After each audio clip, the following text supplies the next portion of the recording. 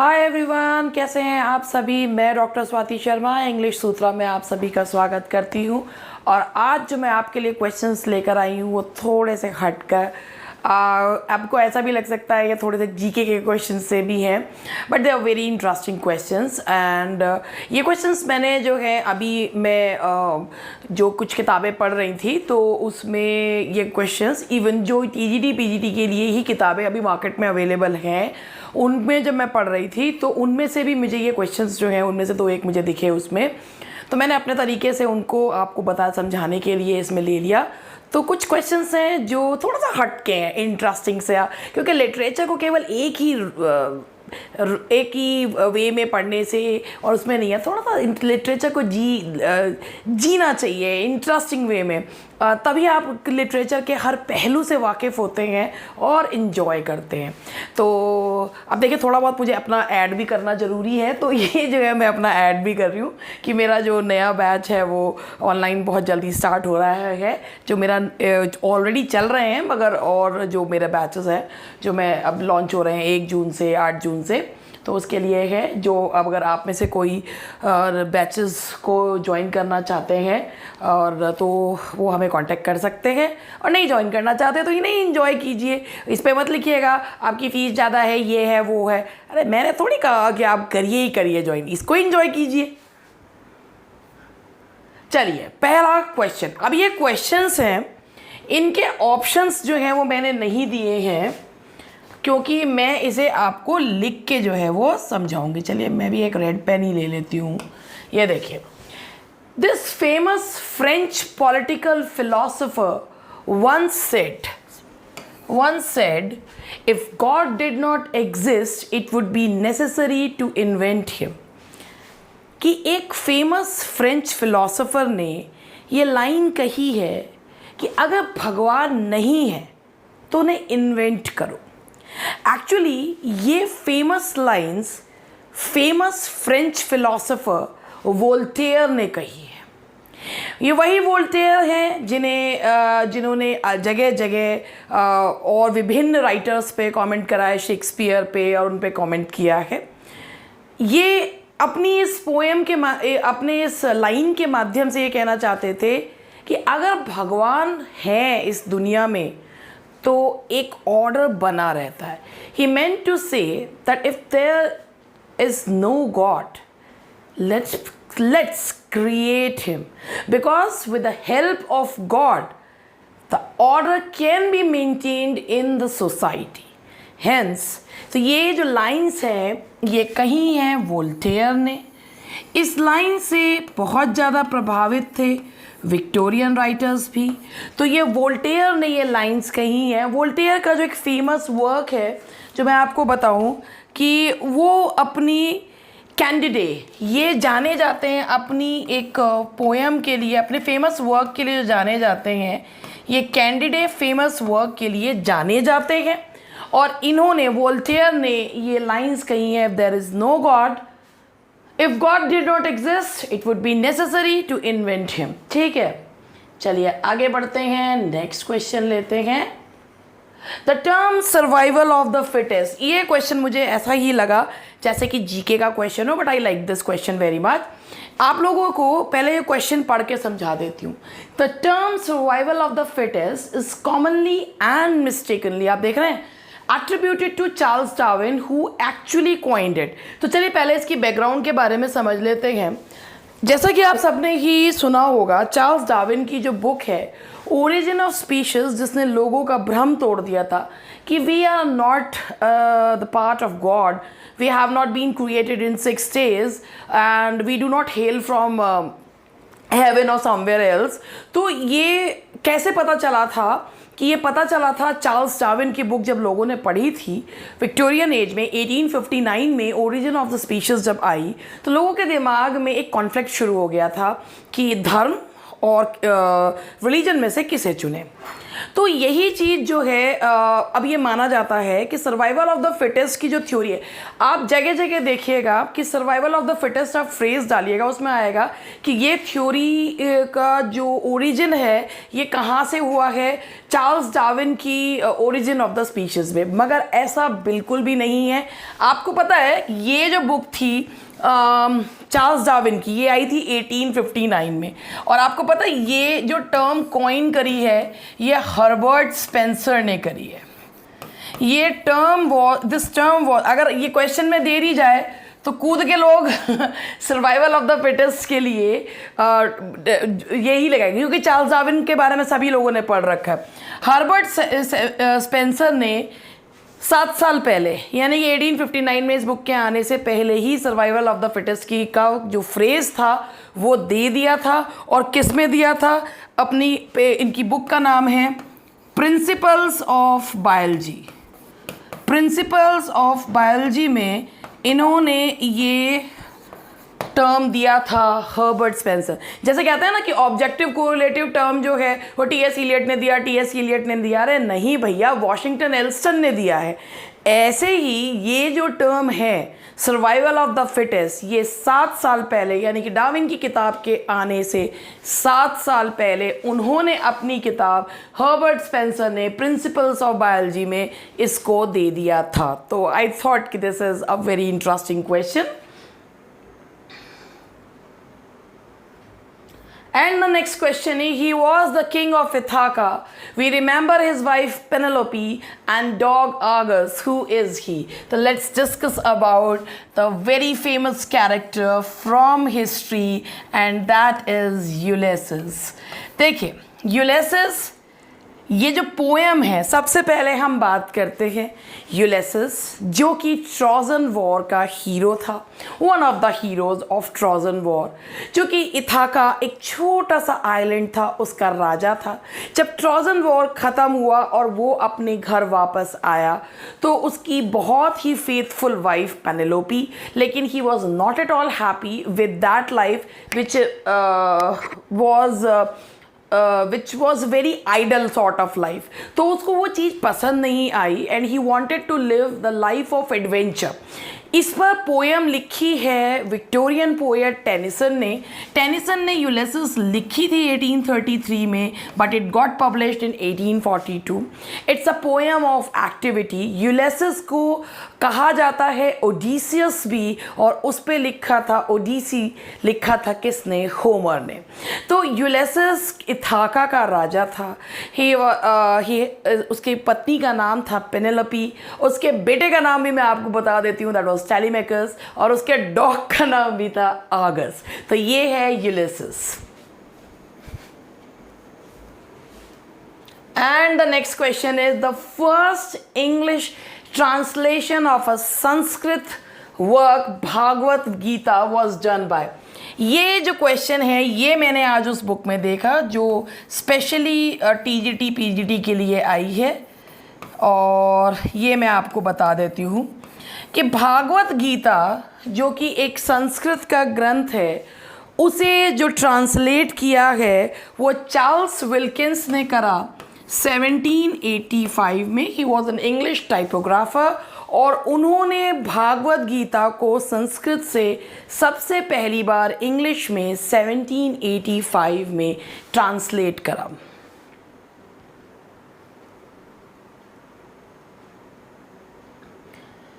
And the next question in where did back to square one originate from. सबसे पहले हम बात करते हैं कि एक ईडियम है कि ढक के 3 पात, या जहाँ से चले थे वहीं पहुँच गए।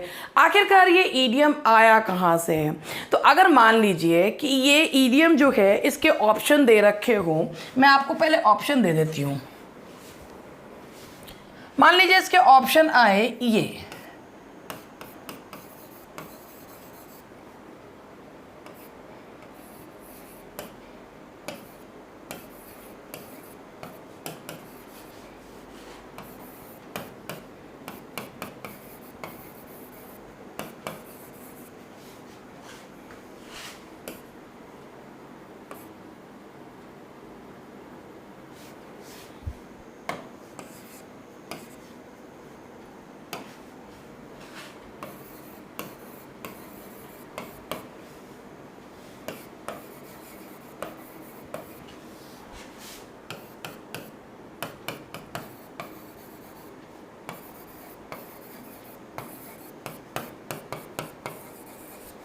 अगर मान लीजिए इस तरीके का आए question, from where did back to square one is from where did back to square one come, तो आप ये सोचेंगे यार ये तो जो ऑप्शन देखेंगे बाइबल हो सकता है, वॉर हो सकता है, या नन भी हो सकता है। लेकिन आपको पता है ये जो ईडियम है ना, बैक टू स्क्वायर वन, ये आया कहाँ से है? It has been taken from the game snakes and ladders, सांप सीढ़ी। आपने सबने अपने बचपन में खेला होगा और अब भी खेलते होंगे। तो मतलब अगर अपने भाइयों बहनों या बच्चों के साथ खेलते होंगे तो स्नेक्स एंड लैडर्स, उसमें होता है ना वो अब तो मैंने देखा है, पहले वो 99 पे एक सांप हुआ करता था, जहाँ से वहाँ पर बोटी पहुँची, सांप ने काटा, सीधा नीचे जाके पड़ते थे। तो वही चीज़ जो है उसमें ये जो ईडियम है स्नेक्स एंड लैडर्स से लिया गया है। तो ये जो ईडियम है फ्रॉम स्पोर्ट्स एंड गेम्स से जो है वो उसको लिया गया है। तो ये लिया है आपका, यहाँ से लिया है स्नेक्स एंड लैडर्स में से। स्नेक्स एंड लैडर जो गेम है वहाँ से ये ईडियम लिया गया है। Where did back to square one originate from. तो ये लैंग्वेज का क्वेश्चन है। लैंग्वेज के क्वेश्चन जो हैं जो आते हैं वो DSSB में या NVS के KVS के एग्ज़ाम्स में पूछे जाते हैं, तो उन्हीं में से मैंने एक ये शामिल कर लिया है। चलिए आगे चलते हैं। What Hebrew word means so be it। सबसे पहले अगर मैं आपसे ये कहूँ कि ये जो वर्ड है आमीन, ये कौन सी लैंग्वेज का वर्ड है, तो सबसे पहले दिमाग में आता है शायद अरबिक है। ये अरबिक वर्ड है, ये भी लैंग्वेज का ही क्वेश्चन है। लेकिन आपको मैं बताऊं, हिब्रू जो दुनिया की सबसे पुरानी लैंग्वेजेस में से एक मानी जाती है, वहाँ से ये वर्ड लिया गया है आमीन, और इसका मतलब होता है सो बी इट, ऐसा ही हो। तो ये जो है that is so B it को हिब्रू में बोलते हैं दैट्स आमीन। ठीक है, तो ये थोड़े से मैंने आपसे कहा था ये क्वेश्चंस हैं कुछ हटके। Now next one is she was the Greek goddess of victory, either in war, in an athletic contest. She was the frequent subject of sculptures. Depicted as a winged figure, her Roman equivalent was Victoria. बहुत पढ़ के ही पता चल रहा है कि वो जो ग्रीक गॉडेस है, जीत की ग्रीक गॉडेस है, उसको वॉर में जो यूज़ की वॉर में कहा जाता है। आप लोगों ने एक मकबत में एक फ्रेज भी सुना होगा, बेलोनाज ब्राइडग्रूम। तो ये जो है ना जीत के लिए यूज़ किया जाता है। मैकबेथ को तो अब बेलोनाज ब्राइडग्रूम की मैकबेथ जीत के आ रहा है, तो वो जीत का नया नया बना हुआ दूल्हा है। तो एक ही उसके कई सारे नाम जो है वो लेते हैं। ये एक देवी है जिसे विक्टोरिया के नाम से जाना जाता है रोमन माइथोलॉजी में, और ग्रीक माइथोलॉजी में इस गॉडेस को कहा जाता है नाइकी। नाइकी के को कहा जाता है, it's Nike. Nike is the goddess of victory. Goddess of victory है, जिनके स्कल्पचर्स बनाए जाते हैं, विंगेड दिखाई जाती हैं, और रोमन उसमें कहा जाता है इनको दैट इज़ विक्टोरिया।